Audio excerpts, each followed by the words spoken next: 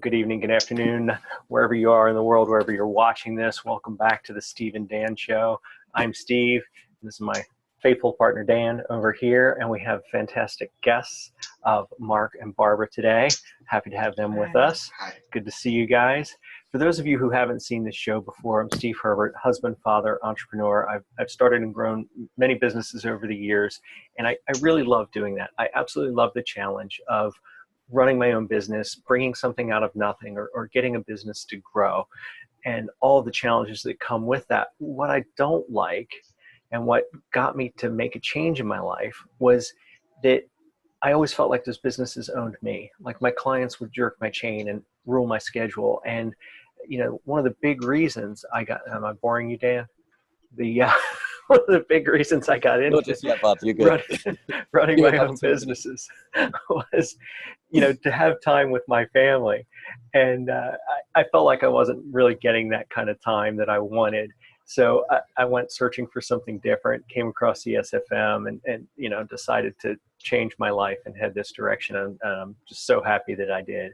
Dan, do you want to give a little introduction of yourself before we go to Mark and Barbara? Yeah, absolutely, Steve. Thank you very much. Great. Dan Holloway, come from a previous career in corporate software sales before I started in online business, and was kind of reaching a point where I was working 70 hours per week. I was feeling very unfulfilled and earning really good money, but ultimately I was trading all of my time for money, so couldn't do the things that I wanted to do. So that was 12 months ago now that I quit my job. I've been with SFM now for 12 months. I've created Time of Financial Freedom. Currently in San Diego at the moment, joined by Lacey the Parrot. So if it gets a bit noisy shortly, it'll be because of her. But yeah, so that's really my sort of transition into this. I saw a video on YouTube from the guys that referred me into SFM. 12 months later, here we are doing the Steve and Dan Show.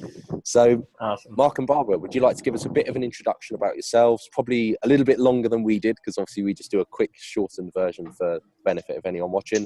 But kind of your background, what you guys did before you discovered SFM, and kind of that transition into SFM. Sure. You want to go first? Sure, I'll go first. So I come from working multiple jobs. My main job was fireman, full-time fireman. Sometimes working 10-hour days, sometimes working 14-hour days, sometimes even working 24-hour days. I also worked at an airport as a plane de-icer, and I also ran my own driving business. So like you said, Dan, I was definitely trading a lot of my time for money. Yeah. And I met Barbara about 6 years ago, and we got married last year, and basically a little bit after I found SFM, and here I am.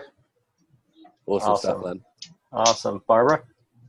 Yeah. So I'm from Yonkers, New York, and I've met Mark in Yonkers. And before I joined SFM, I was a nurse's assistant in a elementary school, and it was a very emotionally demanding job. So I quickly had a shift in mindset and wanted to be an entrepreneur. And I started a daycare at home before I jumped into SFM with my husband. He jumped in first, actually. I wasn't really into any of this stuff, or, you know, being in a place with so many people I didn't know was quite frightening to me, because I struggled with being shy my whole life. So when he was into SFM, I wasn't, but shortly after my experience in Phoenix, it changed my whole mindset. And I realized that I never want to go back to working for anyone else, and that this is exactly where I'm supposed to be. And I'm my husband's partner, and we're working hard at everything now together. That's awesome. Awesome. So Mark, you were straddling the fence, it sounds like. You had traditional job or traditional jobs, but you also, sounds like you might have always had that entrepreneurial spirit. You said you had your own driving business, so you were working the regular job, but knew you needed more and started something on your own? Exactly. You know, I read the book by Robert Kiyosaki, Rich Dad Poor Dad. So Uh-huh. I was kind of alert and vigilant to opportunities. I've become a pretty good driver, and I started to get a lot of recognition from that. And so it caused me to have a light bulb moment. I started a driving business. A lot of people are always traveling to the airport, and that's like the one thing, who's going to give us the ride to the airport? So I started doing a lot of airport runs, charging them a flat rate, and then it grew. It grew through word of mouth. My clients were based out of a town called Greenwich in Connecticut. It's a very wealthy town, and they started to find out that I was driving people, and other people wanted a driver, and they started hiring me to just be there, almost like their what's it called when you don't drink, designated driver for the night. So they would call me to go out with them to party, but I wasn't really partying. I was the one just hanging out, and they had a driver all night. They could go whatever they want, go to the restaurant, go to the club, and I would drive them to each location, meet them in front, and bring them back home. And the way I operated that business was I drove their car. So I never drove my own car. I always, you know, they were very wealthy, so they all had really nice cars, big cars. So I was able to just show up and jump in their car and drive them and charge a pretty decent hourly rate. Nice. So was that the first business that you started, or had you started others before? Right before that, I was kind of doing smaller scale things like, for example, you know, cutting somebody's grass or painting their fences. I was finding work. Sanding the floor. Oh yeah, I sanded somebody's apartment. I sanded their entire floor, their wooden floor, so that they could get it polished. So I was finding little gigs, you could say, on my own. Creating an opportunity for yourself somewhere. Yes. That's great. Awesome. So if you can, take us back to, you know, where you were. What was your mindset when you came across the SFM? You said you came across, I believe you said, just before you got married. Is that right? Exactly. Yes. Yep. Okay. So what were you thinking? What do you think made you connect with it at that point? To be honest, I actually read another Robert Kiyosaki book. It was called The Business of the 21st Century. And that's what opened my mind to wanting to be a part of something other than what I was a part of at that time. Also, I was having moments at my job as a fireman where, you know, I was really getting wrapped up in some of the calls. So, you know, as a fireman, I was also not just a fireman, I was also emergency medical technician, which is an EMT. Mm-hmm. And so we had to go, we were first responders to any type of call where somebody was in distress, because we had a quicker respond time than Empress, the ambulance company. So we would get there and provide basic care. And so what started to happen on the job is whenever I would arrive on the scene, I would dive into the scene. It didn't matter what it was. Somebody bleeding, somebody needs some oxygen, and I would really get wrapped up into that. And the next part of that is for the ambulance truck to come and transport them to the hospital. And so what I would experience is the ambulance company come, and they didn't have a sense of urgency to get this person that we just kept alive or provided basic care to the hospital. And it started to wear on me after a little while, because I was getting too connected to this person that I just met in one day. You know, I just met this person, and I'm like getting really wrapped up in, you know, their safety and their well-being. So that was a sign. Another sign was the people that I was surrounding myself with at the fire department. They all had a different mindset. Like this, they felt like being a fireman was hitting a home run. It was winning the lottery. Hey, we won the lottery, Mark, and they would look at me, and I would be like, "Oh, we didn't. We did not win the lottery. We have fires to fight. We go on these calls. This is a serious job, you know." So that was my opinion. And then, you know, to taper off that story, there was somebody on my job that was a millionaire, and he didn't need the job, and he passed away on the job. So that was, to me, that was like, all right, that's it. Like, Yeah. He wasn't going to work much. That was the one day that he did go to yeah, work. he didn't really go to work that much. He figured out a way to kind of like, I guess, get somebody else to work for him most of the time. But the day that he does show up, there's a job, and he passes away. So that was an eye opener to me. Like, I have goals of becoming financially free, and so it started to show me that this wasn't the place for me. And so For sure. that was my mindset when I found SFM. I was already wanting and desiring it, and I guess my mind and my eyes were open to it, and I came across it. Cool. So what would you say then? Because I feel like a lot of people, Mark, can probably relate to that. That if they're in an environment and they're surrounded by people who are not like-minded, because let's be honest, it's probably like 5% of people that have that drive and that desire to really do more and create more with their lives. So how would you describe the transition from going from that environment where nobody really thinks like you into an environment like SFM where everybody thinks like that? How was that jump for you?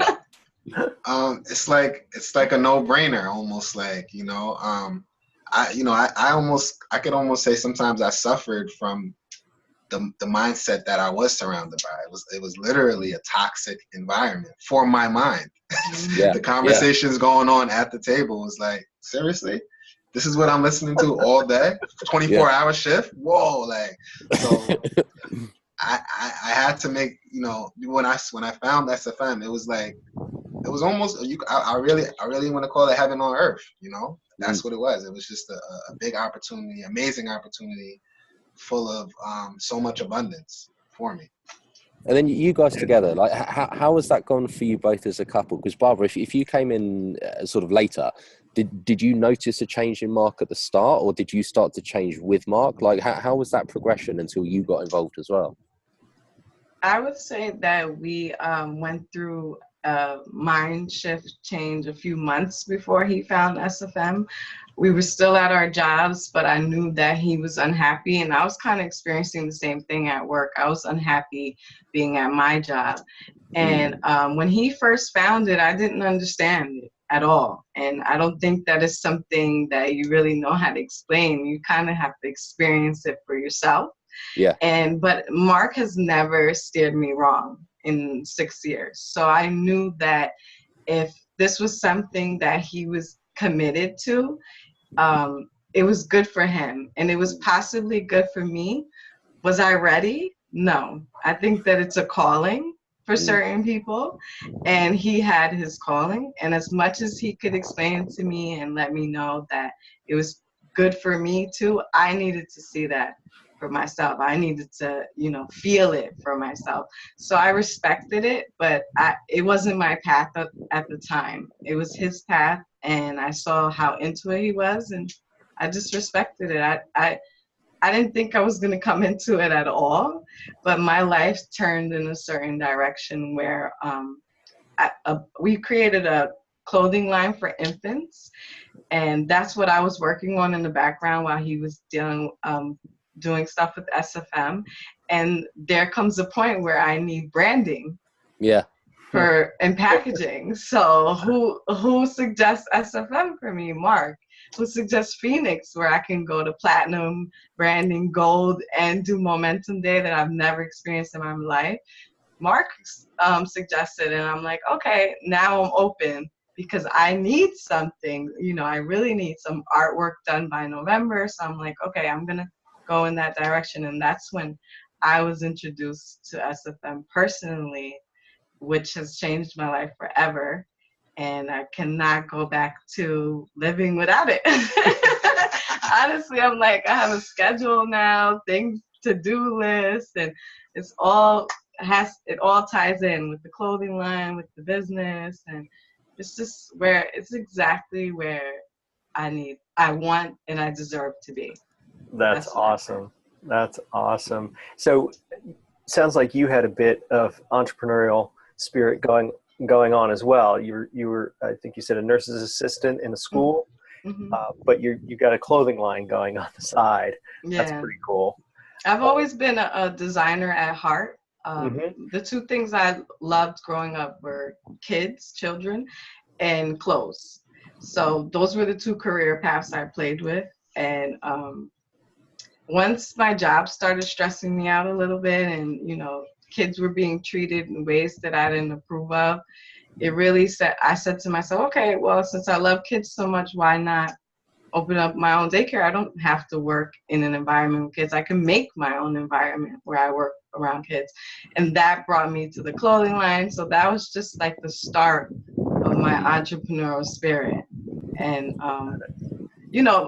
when you're married to somebody, things rub off. So his entrepreneurial spirit definitely rubbed off in me. And he's always very supportive and let me know, yeah, you could do it. You could do it. Do it. Just try it. Do it. I'll help you. You need to buy this. I'll go with you. So he's very supportive. So That's thank awesome. you. That's awesome.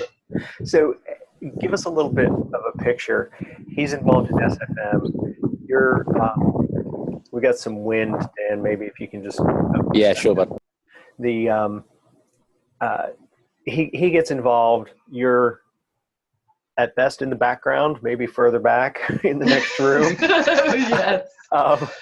But then you have a need, it can be filled. So what did you know before because your first event is platinum, is that correct? Yes. Yeah. Mm-hmm. Okay, that's pretty huge. Yeah. You go from 0 to platinum. Yes. The platinum event, a live event. It's a very intense, intimate. You go deep. Yes. And you do a lot of in-depth work on yourself in that event. It's a fantastic event. So how did you do that? How did you go from 0 to that? Or had you kind of been easing in up until that point? No, I wasn't easing in at all. I was running away from SFM. Like I mentioned earlier, I've struggled with being shy for many, many years of my life. And just being on camera and social media and being in a room or a place with people I didn't know was just beyond me. Like, I just did not want to be there. So my need for branding and packaging, I'm so dedicated to this clothing line launching that really was like the push for me, that that's all you have to tell. That you need to go through this to get what you need for your clothing line. I was going to do it. When I walked in, did I expect to get what I got? No, I didn't. I was scared. I was so scared because day one, our name tags were split apart. So like, I'm always with my husband. So like, now I'm in a room with 31 people that I don't know, which is an uncomfortable experience for me. And I have to sit away from my husband. But the whole time I'm thinking about my clothing line. I need this. This is the next step, in your journey. But little did I know that I was working on personal development, but I feel like I read enough books, heard enough audiobooks. Now it was time to get a real life experience. So that's what SFM was for me, diving deep into my past, identifying where shyness came from, and just being in a room full of strangers that love you and compliment you at any moment was such an eye-opening experience for me that I was comfortable. I became comfortable in the room, and I said, hey, this is okay. Like, this is okay. So that's really, I just had to go through it. Personally, I had to go through it. And it was uncomfortable, but I fought that feeling, and it's more than my clothing line to me now. Now it's my life. Now it's inspiring women, men that have gone through shyness. I've found your purpose. I found my purpose in Absolutely. life. And yeah. I actually have people, that refer people to me now to speak to me about my experience, just so I can inspire them to find their voice, because I found mine. So that's great. I'm blessed. I feel very blessed. I would never know that was your background, seeing you here on camera. I hear that a lot. Speaking. Yeah, it's like I would never know that you had a problem with shyness. So oh yeah, good to see exactly. you. And I met you as well, Barbara, in Phoenix, and like you guys come up and introduced yourself to me, and like I never would have guessed, even just from that one experience in platinum that you've gone through, and then we met what, 2 days after platinum or something? I think it was during the Yeah. First day of gold, yeah.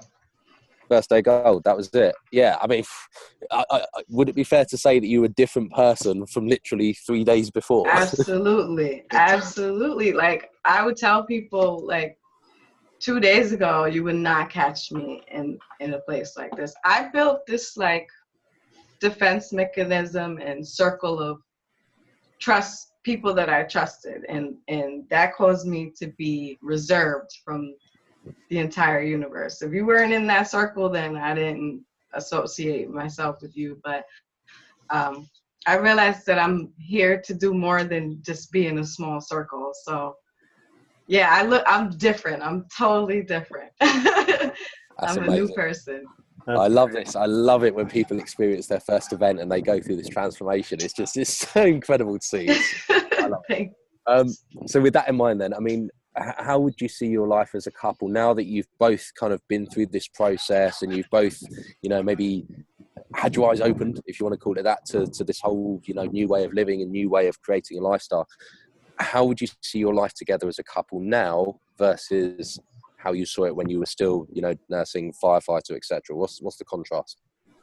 Go ahead. I could say one of the big contrasts is, you know, we might have been pretending when we had those other jobs to be fulfilled. Because I was a fireman, she's a nurse assistant. I'm leaving with my fire department gear on every morning. She's leaving with her nurse's scrubs on. So, you know, we were moving as if we were fulfilled, you know. But truthfully, it wasn't authentic fulfillment. And, you know, being here and becoming the people that we're becoming, this is not it. I know we sound great, we look great, but, or however, we're still becoming. We're still becoming leaders. And it's authentic fulfillment now. Yeah. Literally, this is fulfillment. So that's the contrast. The contrast before was there might have been some pretending going on, and we weren't really trying to discuss it, or we were just burying it maybe. And I could say that I wasn't supportive, honestly. Like, I believe now I would call us a power couple, because cool. he was doing this on his own, you know, and we do everything together. This was the one thing that he could not do with me. And that's what I would call us a power couple. There's nothing that we can't accomplish together. You know, I have somebody to lean on, and he has somebody to lean on as well. And we just support each other now. Now I'm supportive. Before I was running away from it. Now I'm here all the time. You know, we do everything together. And I needed her, truthfully. You know, I was struggling on my own. Her being upstairs and me having to show up for the business. And we just got married. It was a tug of war. What would I rather be, showing up to my business or with my new wife? That's upstairs, not down here, you know? And she also has skills that I depend on her for. As for example, she's extremely organized. And that's very important for the business. Somebody that's organized on your team, how could you lose? Like, you're gonna win. That's it. I'm already winning right now because my partner is extremely organized. So things are getting done every single day without a doubt. You know? That's awesome. So, what about the difference in how you saw your future? So, working as a fireman, nurse's assistant, you know, like you Mark, you talked about the conversation around the table and these guys winning the lottery. Well, you didn't have that mindset. And Barbara, I don't think you did either. I don't think you had the same mindset, because it sounds like you were struggling against the people that you were working with. You saw the world in a different way. But even though you weren't completely entrenched in that, how different is your vision of your future then compared to now? I mean, I could speak from my experience as a fireman. You know, I'm much more safe now. Like, my self-perseverance is happening big time. I'm not running into burning buildings. I'm not running into. That's a good thing. Literally, exactly. I'm not. You know, I fought fires too. You know, the short period of time that I was there, I fought fires, and it came really close sometimes. Like, oh, did we just make it out of that? Yeah, we did, man. Yo, we got blessed. So. Yeah. I'm safe now. That's one thing. I know I'm going to be hear from my family. You know, there's not that, all right, be safe at work conversation happening anymore. I'm safe, you know. And also, you know, with a fire, like a civil service job, you have to wait about, you know, 20, 25 years to receive a pension. Mm-hmm. So I feel like I'm not waiting on it anymore. I'm building it now. Like it's happening now, you know. It's totally different mindset. And you know, one time I was at the firehouse before I left the job, and I was on a computer doing some SFM stuff, had my headphones on, and I was just ecstatic. And they was looked over at me, and then I heard one of them say, I had my thing on pause, so I wasn't listening to anything at that particular moment, and I actually heard what he said. He didn't think I heard him, but he said, "Why do I have a feeling in 20 years we're all still going to be here and Mark Taylor Jr. is going to be rich?" That's what he said. That was his comment. Like, because he's right. That's Exactly. he can Got see it. your future. he saw something Yeah, that I chose not to sit with him at the table that day. I was sitting in my own little space on my computer. He saw something from his angle, and it caused him to say that out loud. Yeah, because you're willing to do that extra work. You're willing to do something different, step outside the norm. Mm-hmm. Yeah. I would say for me, I think I was so into like just money and bills. Like when I was working before, that's what it was about. Make money so you could pay your bills. And whether that be paycheck to paycheck, you're making it. But that sometimes was unfulfilling. Like I always thought there was something better for me out there. Oh, I'm going to work this job for maybe about 5 years and I'm going to find something else. Like I always was trying to find my way up the ladder. Mm-hmm. And with SFM, it's not about that to me at all. It has nothing to do with money. It's pure fulfillment. It fills my heart to help someone, to work on things that is going to build my future. Like it just fills me up in a way that money has nothing to do with it. So I could truly say that about SFM.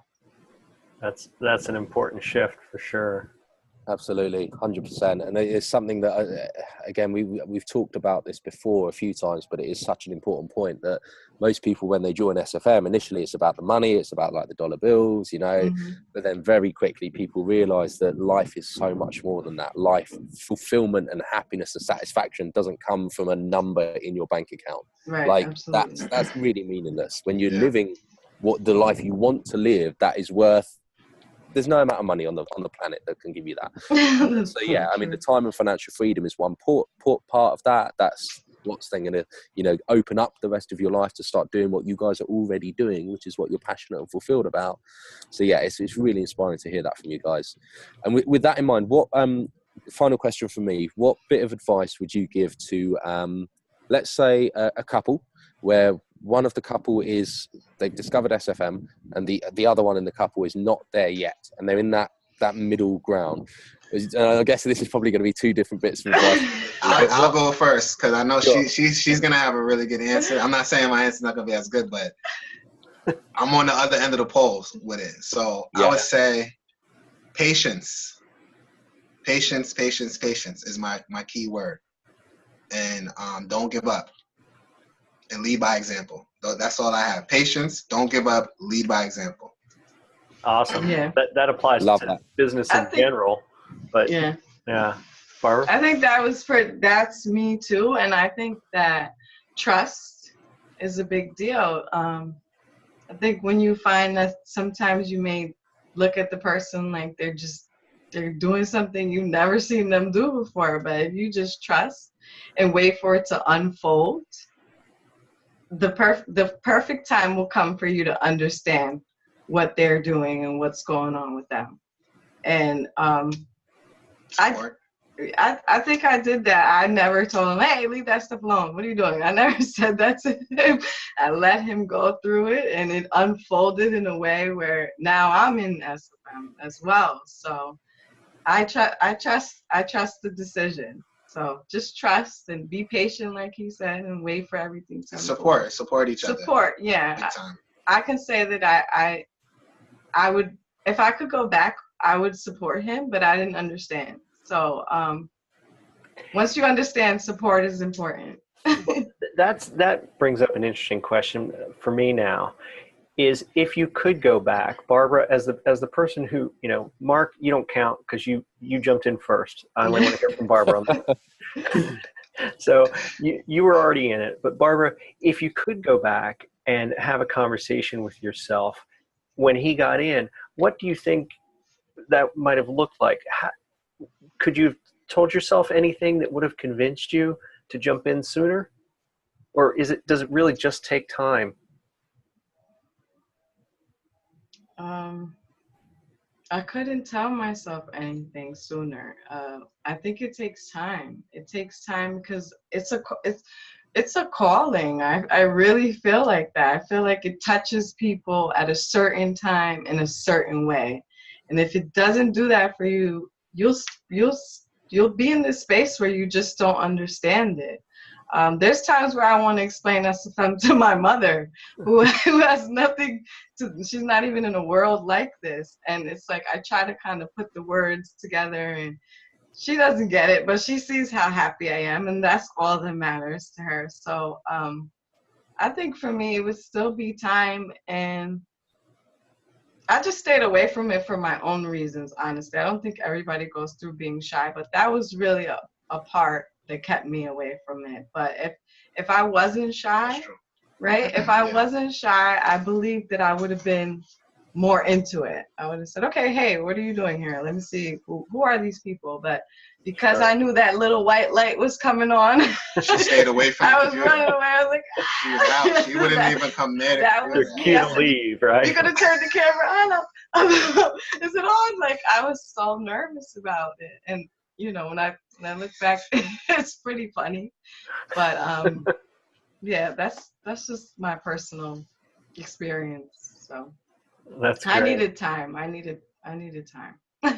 Yeah. SFM comes around, it's right place, right time for the person. So I was ready to leave my job. Like SFM came to the rescue, Yeah. I think so many people are ready to leave their job, but to make that step, to have that faith in yourself is kind of what it comes down to. Mm-hmm. That, yeah, I can do this. That takes a lot of guts, and you personally have to be in a certain place to be able to take that step. I know for myself, if SFM had come around a certain time earlier, I wouldn't have been that place. It's probably true for all of us. Yeah, for sure. Like you said, Barbara, you wouldn't have seen the opportunity. You weren't ready for it. I read that book, Business in the 21st Century. So it was influencing me. Find something. There's good ones out there. It was saying that. I was like, oh yeah, there's good ones out here. All right. And then boom, I found SFM. Like, okay, so it was so in sync. He was so sure too. Like I just saw this sureness come over here. He was so sure, like, oh, this is it. This is it. I've done some other ones and I didn't have success. I've done some other opportunities. Sure. And it was never presented the way SFM was presented, and it never, for damn sure, didn't feel like how SFM felt. You feel it in your heart that this is it. It's not like like in your mind. You feel it once you find it that it's for you. So that's why I was so sure. And can I say one more thing? Like, sure. that moment, even during branding, I knew my life was changing, platinum and all of that. But there was a certain exercise that, referring to Mark saying feeling it in his heart, at Gold, Elon got on stage and he made us do an exercise. Close your eyes, think of a happy thought, think of a sad thought, and then think of another happy thought. That exercise literally brought me to tears. Mark had to go run and get me tissue because the happy thought was a great thought, but the sad thought was like me putting on my scrubs and like going to work, which I haven't done in over a year and a half. So that was like frightening to me. It was sad. It got all these emotions going inside of me, and this feeling came over me, and it filled up my heart, and I just knew I was right where I was supposed to be, like in that moment.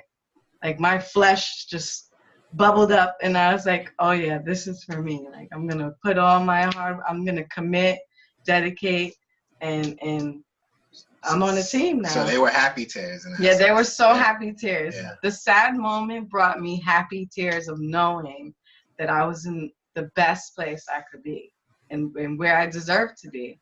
So. Definitely. And you know what, That's it's great. really interesting to hear you say that, because I had a very similar experience to that at Tony Robbins, Unleash the Power Within. And he did like a meditation exercise where you really went into how your life would look if you stayed down the path that you were going down, you know, before you sort of made the changes in your life. Oh, okay.